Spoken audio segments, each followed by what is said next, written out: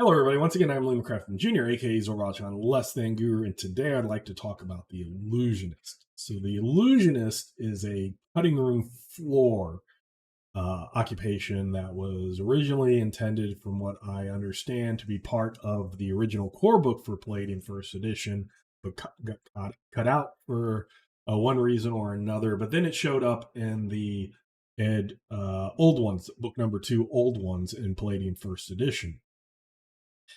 It can be a very OP, overpowered occupational character class. It could lead to a lot of problems later, but the progression is kind of cool. So this was a occupation I considered just cutting, but I like the idea of an illusionist, and unlike other games where the illusionist is based off of magic, this is based off of psychic. So instead of becoming a mind mage, you might become an illusionist. And that's how the rules worked in Palladium First Edition, is you did that random roll to determine if you're a minor, major, or master psychic.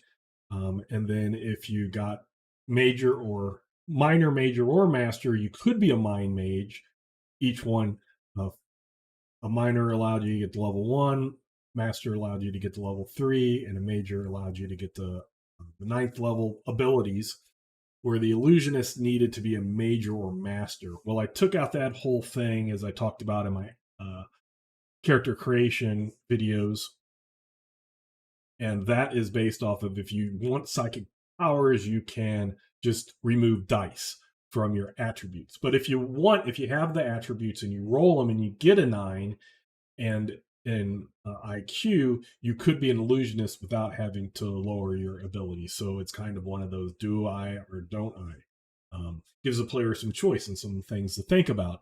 But I decided I liked the idea. And the illusionist, originally being a mind mage offshoot, almost makes it as if they're affecting the other person's minds, and that's how they do the illusions. So my take is, they're intuits, they're part of the intuit category, so they naturally can manifest illusions that could be saving throw versus psychic, but it's not necessarily affecting their mind. It's just that their mind manifests an illusion that somebody might be able to see through, depending on how well they manifested it. So it's kind of a little different way, but I kept them very similar to how they were in the old ones book. So attribute requirements: IQ of 9, physical conditioning, the occupation to be an illusionist. You don't need to be strong or physical condition for fighting or anything, so 0. Same thing with armor, so that's tier 3. Restrictions, the same as the other Intuit occupations. If you have to start off as an illusionist, and then you cannot be another Intuit. You could put the illusionist aside, do something else, and then come back, and that's where the blue comes in. At the level 3 is the experience you would need to come back. But you couldn't say go to illusionist, go to soldier, and then become a beastmaster, because that's not your inherent powers. Your inherent powers are illusionist powers. That's how they manifested in you. So level chart, very similar to how other level charts go. So first level is your base skills. Level 2 is the ability to recognize illusions. Level 3 and 4, you get more skills. Level 5, you regenerate more ISP at the 3 ISP per hour. 6 and 7, you can sense emotions. And then you can sense supernatural good and evil. Then you can choose more skills at level 8. ISP generation goes up to 4 per hour at level 9. At level 10, you get some more skills. At level 11, you get sense psychic enchantments. Level 12, you choose more skills. Level 13, you get the highest regeneration of ISP at 5 per hour. 14, you choose some more skills, and 15, you get sense magic enchantment. So they get a few more abilities rather than just getting more ISP. As elective and secondary skills, same as Palladium presents them. Elective skills, these are the skills you're allowed to choose from. Secondary skills, choose any secondary skills. These are the skills that you get bonuses 4. So let's look at their abilities. So their illusion acquisition, they just gain all illusions at a given level. So they have different types of illusions, level 1 illusions, level 2 illusions, etc.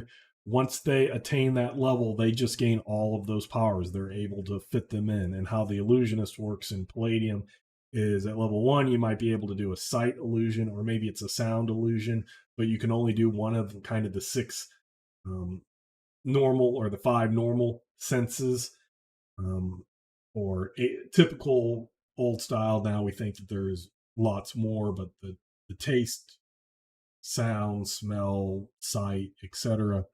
Um, and then as you gain higher levels, you get, so you might start off with sound, and then at second level, say you get visual, and then at third level you might get like sound and visual. And since I don't have those powers up here, I don't know what the exact, I can't remember what the exact progression is, but it's like that. So you'll get one by itself, and then later on you'll start being able to combine 2 or 3, or then at the very end you're able to combine everything together and then even make a big scene. So you might only be able to manifest like a figure, a an animal or a person or a monster, but then later you can do a whole scene, and that's how it can kind of get overpowered. So you do, if you, even if you have straight Palladium, you want to read the whole thing to see if the illusionist is something that would fit your game style. So that's illusion acquisition, inner strength points based off of ME, very much like the adept and my mind mage, and then 10 per level. One at level 2, they get to recognize illusions, so that's at 7% at level 2, and then an additional 7% as they go up. Sense emotions, it's not mind reading, but you're able to detect body language, because an illusionist you're studying all the time so that you can successfully create a believable illusion. So just being able to, being aware of that, you can kind of pick up on emotions in that. So then it's 50% at level 6, and then 5 after. Sense supernatural, good or evil. This is your mystical abilities coming in. Allows you to sense something supernaturally good. So you wouldn't be able to just go, oh, that guy's evil alignment, but you'd be able to go, oh, that animal is supernatural evil. Maybe it's a mystical or infernal creature that is shape changed into looking like an animal. So that's where the sense supernatural, good or evil, comes from. Sense psychic enchantment, you may sense when somebody is being controlled psychically.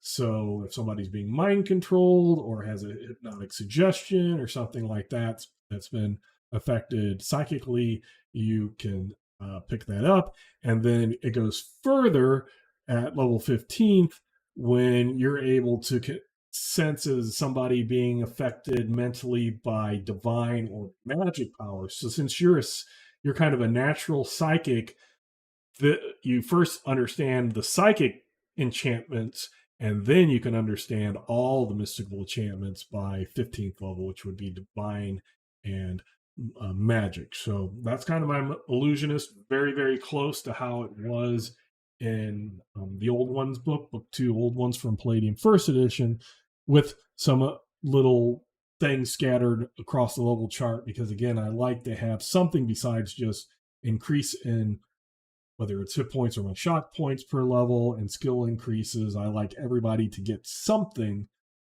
um, every level to look forward to. So that is my illusionist. Once again, I'm Liam Crafton Jr., aka Zorval John Less Than Guru, and until next time, I will catch you later.